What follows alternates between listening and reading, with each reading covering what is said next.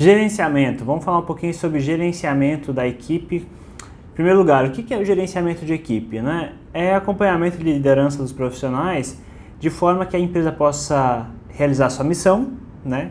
Para alcançar a sua visão, né? Que a gente falou do longo prazo, né? O que a gente quer alcançar, sempre respeitando os valores da empresa, né? As regras ali do jogo. E ela tem que garantir, né? O gerenciamento tem que garantir que todo mundo esteja remando então na mesma direção, né? Que todo mundo esteja cumprindo as tarefas que são esperadas e nesse caso, caso não estejam sendo executadas as tarefas estabelecidas, verificar, né? Se o problema está sendo com o funcionário, com o processo ou com a expectativa da empresa, né? Não necessariamente quando uma demanda não é executada é culpa do funcionário, às vezes não está sendo um processo adequado para aquela atividade, às vezes é uma demanda muito fora do grau de competência do funcionário, ou pode ser também que seja o funcionário, questão de competência ou motivação. Então, o gerenciamento serve para isso, para a gente ir adequando ali as expectativas e talvez até aumentar as expectativas, né? Digamos que seja um funcionário super capaz, que a gente possa aumentar ali o grau de demanda. Então, também o gerenciamento é importante para garantir que haja uma harmonia ali entre todo mundo que está remando naquele barco, né? Que haja um relacionamento profissional e respeitoso entre si, tá? Isso é meio que a base, né, do gerenciamento, mas você também pode garantir através do gerenciamento que seja respeitada a cultura da empresa, né? Digamos que a cultura da empresa seja, além da relação profissional respeitosa, seja uma relação mais amigável, né? Mais não tão estrita, digamos assim. Isso varia de cultura para cultura, né? E o gerenciamento pode auxiliar para que a cultura da empresa se faça aplicada, né? Além disso, né, o gerenciamento serve para motivar e treinar o pessoal, né? Para a gente conseguir atingir tanto o objetivo do profissional quanto da empresa. E o gerenciamento, volta e meia, abrange algumas ações como treinamento, substituição de pessoas, troca de área, novas contratações e desligamentos, né? Isso é a última das hipóteses, né? Mas pode acontecer também que ocorra.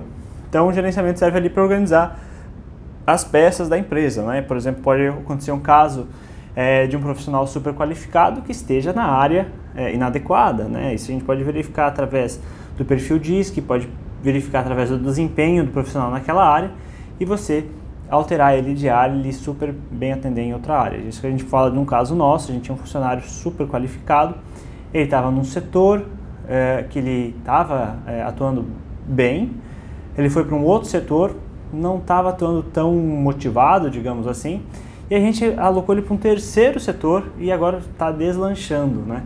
Então isso vai muito do perfil profissional, muitas vezes não é questão de uma pessoa fazer por mal, né, ou fazer por mau gosto, não, às vezes é questão de competência, questão de motivação, questão de o que a pessoa se sente confortável em fazer.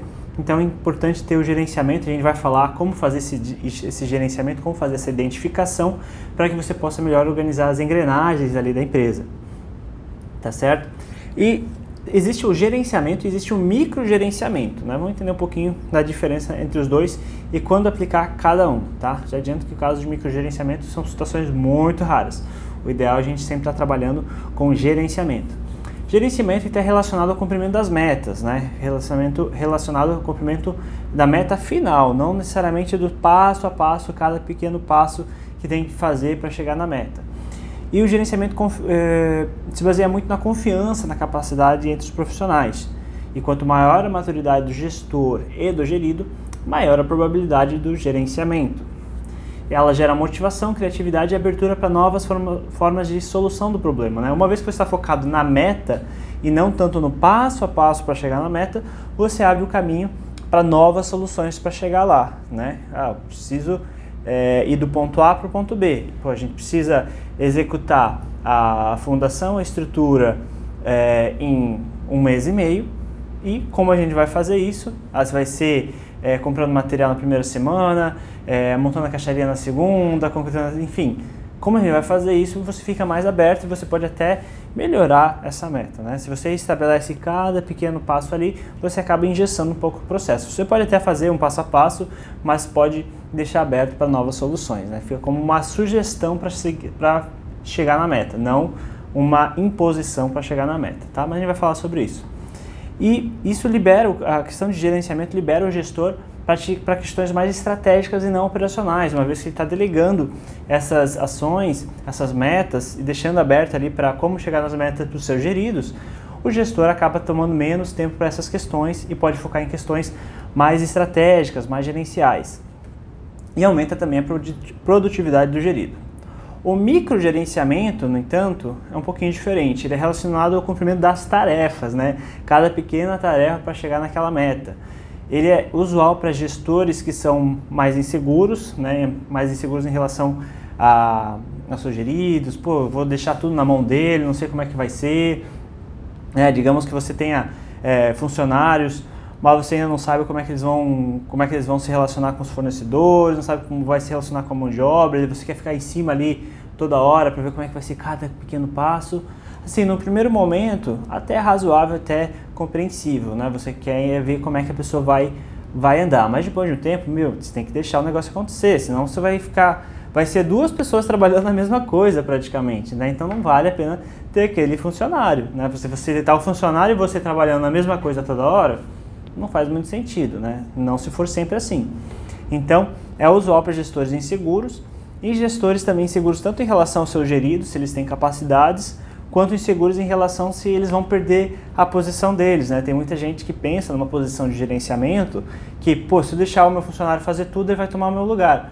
Muito pelo contrário, você conseguir delegar as coisas para um gerido, isso mostra que você tem capacidade gerencial. Você pode focar agora num outro gerido, num outro treinamento, em questões estratégicas, em questões gerenciais, em questões de otimização da sua empresa. Então, maturidade do gestor é saber delegar, saber treinar e delegar, né? E como a gente viu, então, o microgerenciamento deve ser evitado, né? Talvez ele seja razoável em casos iniciais, né? Para profissionais que estão iniciando os cargos, talvez valha a pena você fazer um treinamento, o treinamento sempre, né? Vale a pena fazer um treinamento bem focado ali nas atividades e talvez ali no primeiro dia, segundo dia você ficar mais em cima, ver como é que tem no cada passo, ver se tem dúvida ou não, ver se fez certinho, beleza, né? 1, 2 dias, uma semana, tá ok, né? Você tá vendo como é que se comporta aquele gerido. Depois, deixa acontecer e foque nos entregáveis, digamos, semanais ou diários, né? Foque nas metas que você vai estar verificando rotineiramente, né? Não em cada pequena tarefa. E depende muito do gestor. O microgerenciamento depende muito do gestor, cuja hora é cara, né? Então você vai estar pagando um gerente, né? Não sei se no seu caso você está sendo gerente, você já tem um engenheiro e um estagiário. Caso você tenha um engenheiro que esteja gerenciando estagiários, você vai estar pagando duas vezes. Vai estar pagando o engenheiro, que é mais caro, e o estagiário. Então não vale a pena isso, né? Você tem que focar a cultura da empresa ali para o gerenciamento e não para o microgerenciamento, tá? Então tem duas situações. Uma que você é o gestor, você, digamos, no primeiro momento você vai estar na área estratégica como dono da empresa e gerencial como gestor dos seus estagiários. Então, você tem que passar as demandas para os estagiários, para os técnicos, enfim, até para os engenheiros, e depois focar na parte estratégica, né? E quando você tem um engenheiro que ele serve como gerente dos estagiários, daí você tem que passar essa importância para o engenheiro para ele estar gerenciando de fato, não microgerenciando, senão você vai estar pagando duas vezes, vai estar pagando o estagiário e o engenheiro, e a hora é cara, né? Então é isso. Só fazer um parênteses aqui em relação às áreas de atividade de uma empresa, que a gente está falando aqui estratégico, gerencial e operacional. A empresa, ela funciona como uma pirâmide, né? No topo da pirâmide tem as áreas estratégicas, né, mais macro, né? Onde é que a empresa vai atuar, como é que vai ser a estratégia. E geralmente são menos pessoas que atuam na área estratégica, geralmente são os donos da empresa. Tem a área gerencial, que é os gerentes, né, os diretores, que define que pessoas vão fazer tais funções para que a gente atinja aquela estratégia. E vamos ter a área operacional, que daí são, por exemplo, estagiários, técnicos ou os engenheiros que estão iniciando, que vão estar, de fato, atuando na operacionalização da estratégia, né? Que vão estar ali, digamos, com a mão na massa. Então, só para fazer um parênteses aqui, como é que funciona a pirâmide ali de empresa, né? E aqui a gente está falando da relação entre a faixa do meio, gerenciamento, com a faixa de operacionalização, tá certo? E para evitar o microgerenciamento, o que a gente pode fazer? Focar num treinamento, um treinamento bem feito, para que a pessoa em que está sendo delegado aquela meta, né, aquelas tarefas, possa ter a capacidade de resolver sozinha o máximo possível. Estabelecer pontos de checagem, tá? Vamos pegar um exemplo aqui para a gente se manter ali durante a aula, né? Digamos que você é o gestor, você está na parte estratégica e gerencial e você tem lá seus estagiários, tá certo? Vamos partir desse princípio. Digamos que você ainda não tem um engenheiro gerente na sua empresa. Então você é estratégico e gerencial e está passando as tarefas operacionais ali para os seus geridos. Como é que você pode fazer para evitar o microgerenciamento? Estabelecer pontos de checagem. Então, por exemplo, digamos que você é o Gabriel, né? O Gabriel é o dono da empresa e gerente da empresa também ao mesmo tempo e tem lá seus 3 estagiários. Ele estabelecer pontos de checagem, né? Então, ó, quarta-feira a gente vai checar se tal meta foi cumprida. Quinta a gente vai focar em outra meta. E na outra terça, entende? Você traça pontos de checagem, traça entregáveis com data definida, né? Então, você pode até dar uma instrução ali, ó, para você dar o treinamento, né? Como chegar nessa meta, né? Dá uma sugestão ali de passo a passo e deixa a pessoa seguir. Deixa a pessoa seguir, né? Lógico, você pode se colocar à disposição da pessoa. Não, se tiver alguma dúvida, você me fala, né? Principalmente nas primeiras vezes que você está fazendo, para você deixar a pessoa andar sozinha até chegar ali a data do entregar, vocês verificarem o que foi feito, o que não foi feito, o que foi feito de errado, o que foi feito de correto, né? E sempre calculando o risco, tá? Se a pessoa fizer tudo de errado, qual que é o meu risco? Meu risco é esse aqui, tudo bem. Até se acontecer, é ruim, mas não vai acabar com a empresa. Então você vai calculando esse risco do que você vai deixar a pessoa fazer sozinha, né? E você vai traçando esses pontos de checagem, né? Esses pontos com datas definidas, o que vocês vão checar naquele dia, o que foi executado da meta, né? Você pega a meta, destrincha ela em entregáveis, né?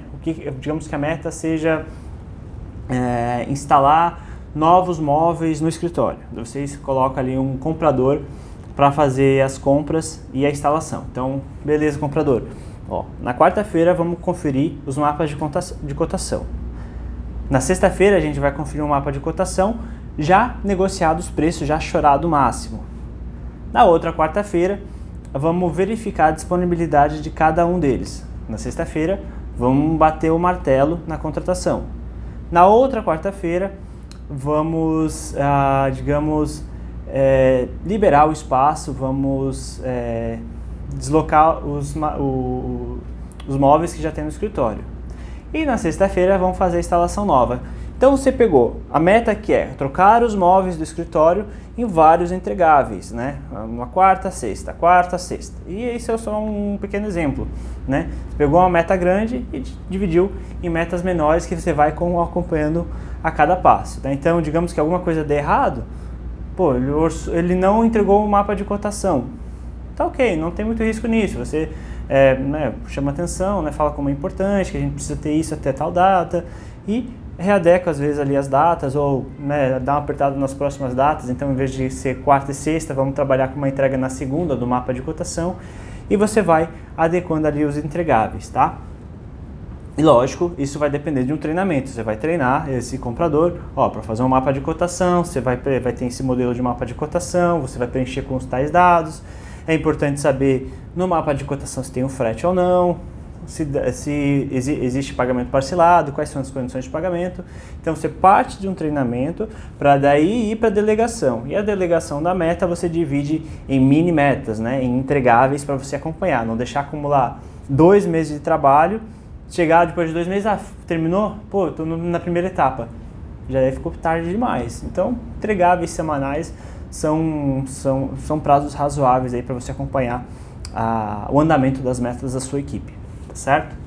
E importante ao longo desses entregáveis, ao longo desse atingimento das mini metas, né, das etapas daquela meta maior, é você elogiar o progresso da equipe, né? Acho que cada pequeno passo ajuda a motivar a pessoa ali a seguir andando naquela meta. Outro ponto importante no gerenciamento de pessoal é conhecer os seus geridos, né? Com empatia e respeito, ambos se beneficiam desse conhecimento um do outro, né? Você consegue entender melhor qual que é o contexto daquele funcionário, o que motiva ele, você consegue ser mais assertivo ali, que tipo de tarefa ele se sente mais motivado. Então é muito importante conhecer de fato seus geridos. Seja transparente também na definição dos resultados e objetivos, né? Deixar claro que está todo mundo trabalhando ali com um objetivo em comum. Isso é muito importante, isso motiva muito as pessoas, né? Tem um caso clássico, né, da história da NASA, em que foi um órgão do governo, se não me engano, visitar uma agência da NASA, e eles viram, né, um faxineiro limpando a agência ali da NASA. Isso na época, né, do primeiro lançamento à Lua, né? Diz essa história que perguntaram para o faxineiro o que ele estava fazendo.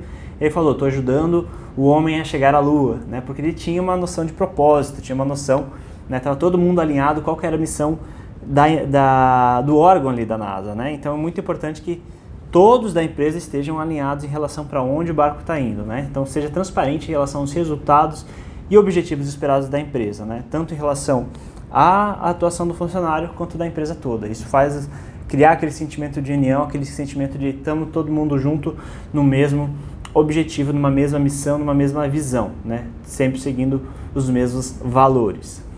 E não faça cobranças também. Algumas sugestões aqui podem parecer meio óbvias, mas o óbvio tem que ser dito. Não faça cobrança apenas para mostrar quem está na liderança, né? Toda equipe já sabe quem que é o líder, quem que é o gestor, né? Não é necessário essa demonstração de poder. Isso é uma dica até meio óbvia, mas para muita gente acaba fazendo sentido. E reflita seu comportamento diário, né? Como é que está sendo seu comportamento enquanto líder, enquanto gestor. E ao longo da vida do gestor e ao longo da vida dos profissionais que estão sendo geridos, vai acontecendo algo que a gente chama de amadurecimento profissional. Você vai ver essa movimentação das pessoas ao longo dos meses, que elas vão precisando cada vez menos de acompanhamento e vão se tornando cada vez mais independentes, né? A gente fala que o profissional vai amadurecendo. Isso tanto quem está sendo gerido quanto os próprios gestores, né? Os gestores também vão melhorando a forma de liderar as pessoas, né? A gente sabe que essa questão de gestão de pessoas acaba não sendo um foco muito grande nas faculdades de engenharia, pelo menos na minha não foi um foco grande. Quando eu fiz lá atrás, eu lembro que eu não tive isso muito forte, fui aprendendo meio que na marra, tanto na iniciativa privada quanto posteriormente com a minha empresa, através de cursos, através de leitura, a gente está trazendo isso mastigado para você. Então, é normal que haja falhas, tanto na questão de quem você está gerindo, quanto em relação a você mesmo. É normal no começo você querer ficar muito microgerenciando, sabendo cada etapa, o que a pessoa está fazendo, cada pequeno passinho, tá, mas você falou, eu quero saber cada e-mail, me copia em cada e-mail, sabe? Isso é normal no começo, é importante você ir perdendo, entre aspas, o controle, né? Trabalhando mais no macro, trabalhando nesses entregáveis que a gente acabou de falar. E a questão de amadurecimento, a gente vai deixar aqui no slide um gráfico bem interessante em relação a como o profissional costuma amadurecer, né? Ele vai de um grau em que é necessário bastante direção, né? Falar o que precisa ser feito, como ser feito, bastante apoio. Ele vai indo, caminhando uma direção, né? Um grau de direção, treinamento, apoio e delegação. No começo, então, precisa bastante direção, né? Saber o que tem que ser feito exatamente. É aquela etapa mais de microgerenciamento que a gente falou. E vai precisando, né? Treinamento. Depois a pessoa já sabe o que tem que fazer, como tem que fazer. Ela precisa mais de um apoio, né? Ter ali um líder que, nas horas que ela tem uma certa dúvida de como proceder, o líder está ali para apoiar. E depois ela vai num grau de delegação. Você só precisa dizer, entre aspas, o que tem que ser feito, né? Ela só passa a meta, a pessoa já sabe como fazer. Ela já é um profissional bem mais maduro, de alta competência e alto desempenho, tá? Então os gráficos aqui bem interessantes, estudos de Hersey e Blanchard, né, de 1979, para você ter uma ideia, que fala sobre liderança institucional. E a pessoa vai criando maturidade no trabalho, tá? E em relação à direção também, né? Com o tempo você vai melhorando a relação da direção. Então, vamos seguir aqui na parte do liderado, esse gráfico que a gente tem aqui embaixo. No início, o indivíduo geralmente é entusiasta, ele tem baixa competência, mas muito empenho. Então ele precisa constantemente de feedback, né? Como tem que fazer as coisas, né? Como tem que fazer cada passo, normal, bastante dúvida. A pessoa está ali, iniciou no serviço, o ideal é que ela inicie o serviço assim, com todo o gás, né? Esse é um diferencial que a gente falou, o brilho no olhar na contratação. Então a pessoa chega cheia de empenho, mas muitas vezes não sabe como fazer cada coisa. Então é um estágio que a gente fala diretivo, né? Você precisa falar com mais detalhes cada coisa que tem que ser feito. Depois, o liderado vai para um grau de maturidade que é o desorientado. Tem alguma competência, mas mais baixo empenho. Às vezes já perdeu um pouquinho daquela energia, já está um pouquinho mais passando por alguns desafios, já está meio que, putz, mas será que esse é o meu lugar mesmo? Às vezes tem um pouquinho de desconfiança em relação às atividades, ao que ele está fazendo. Daí depois ele vai para um grau de apoio, né? Já tem um pouquinho mais de maturidade. Ele fala que o indivíduo é renegado, né? Ele tem competência moderada e o empenho variável, né? Puta, agora ele já sabe o que tem que fazer, mas às vezes o empenho varia. Putz, será que ainda às vezes tem aquela dúvida, né? Será que é aqui mesmo, né? Então o líder tem que estar ali encorajando, dando apoio quando precisa. Às vezes, como ele já tem um pouco mais de maturidade, um pouco mais de competência, às vezes ele já quer arriscar em alguma coisa que ele nunca fez, então ele precisa de um apoio ali do líder para que ele possa de fato arriscar. E depois ele vai para o grau de delegação. Daí, meu amigo, sentar e deixar o negócio acontecer, né? Fora brincadeira, é um grau assim de maturidade muito bacana, em que você consegue passar uma meta para ele, ele tem muito mais competência, muito mais empenho, ele já tem mais confiança, já passou por várias situações, já tem a capacidade, a confiança na sua capacidade. Então, é um grau de maturidade bem interessante, muito bom na empresa ter esse tipo de profissional, né? E a gente fala também que o funcionário passa por 4 estágios, né? O estágio bebê, criança, adolescente e adulto, né? Então, o estágio bebê é que você tem que falar, faça assim, né? Você passa mais o passo a passo. O estágio criança, você persuade mais e treina mais. Você tem que mostrar ali como faz, a pessoa já consegue fazer sozinho. O grau de maturidade adolescente, em que a pessoa já sabe, né, como fazer, então você tem que só dar mais um apoio, um ou outro ponto que às vezes fica na dúvida do meio do processo. E o estágio adulto, em que você pode delegar, né, eu preciso disso, e a pessoa consegue fazer praticamente tudo sozinha, tá? E aliás, nesse estágio, no adulto, no adolescente, ele já pode estar treinando, né, orientando outros bebês, outras crianças. Vamos falar um pouquinho sobre o gerenciamento de funcionários próprios, né? Como a gente falou, missão, visão e valores têm que ser respeitados e tem que garantir que todo mundo esteja focado aí na mesma direção. Eu gostaria de focar aqui em questão a longo prazo, né? Como é importante a gente gerenciar nossos funcionários próprios para, além de, como a gente falou até então, ter uma produtividade alta, ter pessoas motivadas, né, ter as metas cumpridas, ter a missão, visão e valores sendo respeitados e alinhados entre todo mundo. É importante também o gerenciamento para a gente reter esse pessoal, né, para a gente ter uma relação duradoura, né, porque nos primeiros meses de um funcionário, pessoal, isso é bem importante a gente frisar aqui. Nos primeiros meses de um funcionário, provavelmente eles não vão dar o retorno que você paga para eles, tá? Isso é bem difícil acontecer, um funcionário no primeiro ou segundo mês já se pagar, digamos assim. É bastante investimento que você tem que fazer em relação a treinamento, em relação a como é que você quer que as coisas sejam feitas, em relação à aculturação da pessoa. Então, se eu puder tirar essa expectativa de você de que no primeiro ou segundo mês a pessoa já vai se pagar, porque é muito treinamento envolvido, às vezes até sai mais caro, às vezes é algum erro que tem algum custo para a empresa. Então, esteja ciente disso, tá? E depois que a pessoa começa a se pagar e começa a dar retorno para a empresa, pô, já foi um baita tempo seu investido, né? E valor também investido, né? Através de treinamento e através do pagamento da remuneração. Então a gente quer que a relação seja duradoura, porque você já investiu um monte naquela pessoa, né? E além do mais, é uma pessoa que já está aculturada com a missão, a visão e valores da empresa. Então é muito dispendioso você ter que, de ela sair da empresa e contratar outra pessoa, né? A gente quer que uma relação seja duradoura justamente pelo que você já desprendeu de investimento e em relação à qualidade daquele profissional que você já treinou, né? Então, muito importante você estar sempre alinhando com os seus funcionários quais são as metas a longo prazo deles, né? Tem que ver se faz sentido, né? E isso a gente vê, a gente já dá uma pincelada nisso na contratação do funcionário, né? Quando a gente fala aquela pergunta, onde é que você quer se ver daqui a 5 anos? Mas às vezes a pessoa muda de ideia, às vezes a pessoa vê que não é bem assim, às vezes ela acha que queria trabalhar com um projeto e depois ela tá lá estagiando no projeto, daí se forma, e daí vê que, putz, na verdade eu queria obra, na verdade estou pensando em seguir a área acadêmica.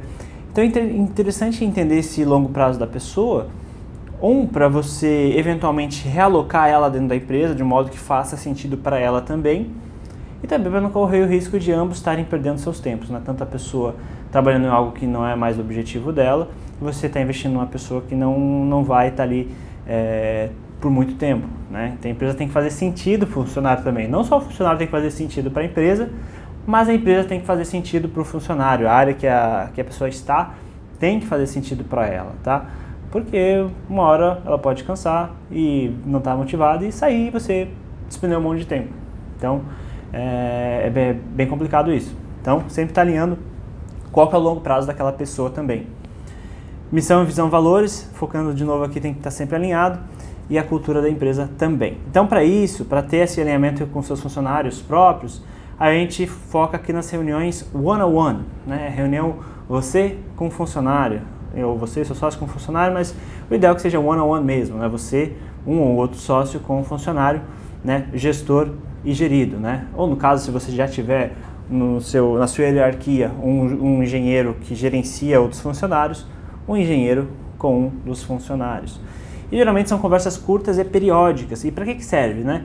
Serve para ver o acompanhamento das metas, se elas estão sendo cumpridas, reafirmar ali o papel do colaborador dentro da empresa, né? Deixar claro de novo qual é o papel dele dentro da meta global da empresa. Isso é muito bom para motivá-lo.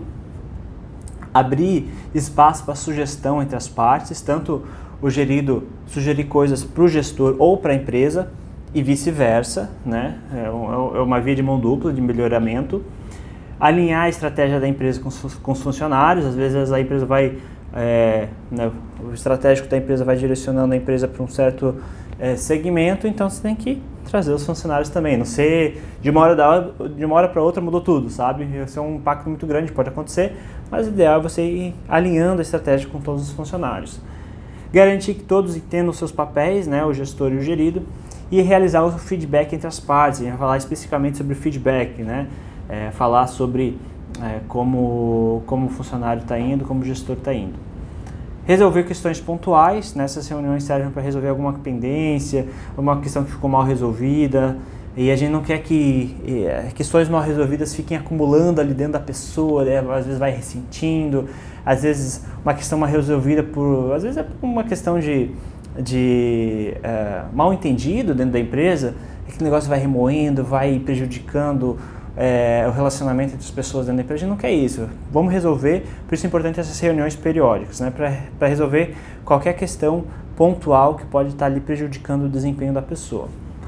Serve também para fortalecer a relação entre o time e ter um espaço seguro, gente. É importante a reunião one-on-one ser um espaço seguro e franco para falar sobre trabalho e se abrir em relação à carreira, né? E a gente fala sobre aquela questão se a empresa faz sentido para a pessoa. Então a pessoa tem que estar ali falando se está gostando do trabalho, se está gostando do que ela está fazendo, se aquilo faz sentido para ela.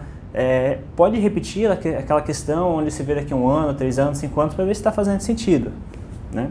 E como fazer uma boa reunião one-on-one? É bom você discutir sobre o que tem ido bem e o que tem que ser melhorado, né? Recordar pontos da reunião anterior, né? O que foi combinado na reunião anterior do que seria implantado. Foi implantado de fato? Foi, mas quais foram os desafios? Ou se não foi, por que não foi? Né? Medir o andamento do progresso naquele período. A gente recomenda o one-on-one pelo menos semanal, tá, gente? Cada uma semana, 2 semanas é o ideal. Discutir o resultado das atividades, ver se todas as atividades que a pessoa está fazendo faz sentido, ou se tem atividade que pode ser cortada, isso faz parte também. Conversar sobre a necessidade ou não de coaching para desenvolvimento da performance, algo que pode ser considerado também um coaching profissional para tratar essa questão pessoal, principalmente quando são pessoas que estão há mais tempo na empresa, estão num cargo mais gerencial, né? Digamos que você esteja fazendo essa reunião one-on-one, você com o seu gerente, né? Você com o seu engenheiro, então às vezes é muito importante você alinhar um coaching para aquele engenheiro, né, para motivar ainda mais, para fazer com que aquele engenheiro se entenda ainda mais e entenda como é que ele pode melhorar a liderança com as outras pessoas. Discutir os objetivos gerais da empresa, também descobrir alguns problemas que podem estar tendo na vida da pessoa ali na empresa e algumas sugestões de perguntas, né? Existe alguma coisa que você mudaria na equipe, se há algo impedindo de fazer o trabalho e se gostaria de que mudasse alguma coisa na empresa. E é muito importante nessas reuniões one-on-one que não haja aquela questão de posição de poder, que seja uma relação de conversa entre duas pessoas que querem melhorar o ambiente de trabalho e querem fazer com que a empresa tenha resultado. Tá? Esse tem que ser o objetivo da reunião, né? Fazer com que seja um ambiente de trabalho motivador, que faça sentido para as pessoas e que faça sentido para a meta da empresa. Tá?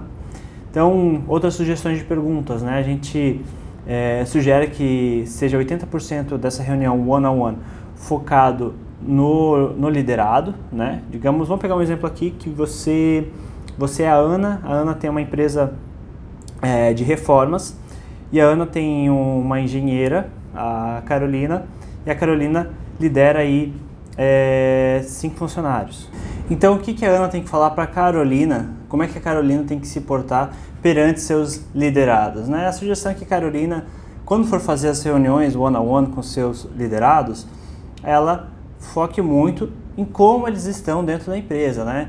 Perguntas como o que está na sua cabeça, se você está feliz, como está a sua vida pessoal, como está a sua vida no trabalho. Né? Às vezes uma pessoa está trabalhando não na mesma performance de antes, mas não é por má vontade, está passando alguma coisa na vida pessoal dela e ela não se abriu ali para a empresa, né? Então é importante saber como é que as pessoas estão na sua empresa para que elas tenham, né, uma segurança, para que elas sejam compreendidas. Tem alguma coisa que está faltando para fazer o seu trabalho, né? Às vezes alguma ferramenta que precisa a empresa implantar para que a pessoa possa fazer o trabalho dela. Como é que posso melhorar como chefe, né? A Carolina pode perguntar para a pessoa como é que ela pode ser uma chefe melhor, né? Às vezes ela está passando tarefa e não está colocando prioridades, não está colocando as datas de entrega, né? Os entregáveis, enfim. E quais obstáculos posso tirar da sua frente para que você renda mais? É muito importante a empresa saber como propiciar um ambiente de trabalho adequado para os seus funcionários. E falando da empresa, a gente recomenda uns 20%, né? Do tempo. Lógico, isso vai depender de reunião para reunião, como é que está sendo a produtividade, quais são os principais assuntos, mas via de regra são linhas boas para se seguir. Né? Como é que a gente pode melhorar como empresa, qual o problema número 1 da empresa, por quê, o que está de errado no ambiente de trabalho, o que está sendo bom do trabalho, quais os colegas você admira, o que te incomoda do produto ou no serviço, alguma oportunidade que a gente está deixando passar. Essa pergunta é muito importante para quem está lá na linha de frente, consegue ver coisas para quem está na parte gerencial e estratégica não consegue ver, e alguma coisa que a gente está deixando de fazer que a gente deveria fazer, tá? Então, perguntas mais focadas na empresa aí. E outras dicas, né? Tratar como uma reunião fixa na sua agenda, né? Na sua agenda, no caso do seu gestor, uma reunião fixa na agenda dele. Tem que ter um tempo reservado para isso, para fazer essa reunião. É de extrema importância, tá? Não é uma reunião de, vamos lá e fica por isso. Não, é uma reunião para sentar e compreender, entender a visão da pessoa, né? Entender... gente, você não sabe quanta coisa boa surge para a empresa nessas reuniões, quanta melhoria acontece, né? A gente vai falar mais para frente sobre o ciclo PDCA, mas quando você fala com as pessoas que estão de fato operacionalizando, que estão de fato ali na linha de frente, executando, acompanhando as obras, os projetos, os laudos, enfim, quanta coisa boa sai, né? É um software diferente que pode ser implantado, é um procedimento diferente que pode ser implantado. Então, são coisas que quem está lá na linha de frente consegue ver com mais clareza. Às vezes você está no estratégico ou no gerencial, vendo mais o macro, mas tem vários pontos micro, várias coisas do dia a dia que podem aumentar em muito a produtividade, que podem melhorar em muito a imagem da empresa. Então, muito importante ter essas reuniões, tá? Importante ter essa agenda de antemão, já agendada na agenda das duas pessoas, né? Do gerente, do gerenciado e do gestor. E é importante você ouvir mais do que falar, né? Você vai direcionando as perguntas, mas é muito importante você, ou para quem estiver liderando a reunião, ouvir mais do que falar, tá? A gente quer entender qual que é a situação de quem está sendo gerido, entender qual que é a visão dele da empresa, o que a gente pode melhorar como empresa em relação ao ambiente de trabalho e em relação à área de atuação, à forma de atuação, tá bom? Então, gerenciamento, gente, essa aula é um pouco mais extensa, mas é de extrema importância para a gente poder reter os profissionais, poder motivá-los e para poder melhorar o ambiente de trabalho e melhorar o trabalho deles, porque a gente sabe que quem faz a empresa são os nossos funcionários.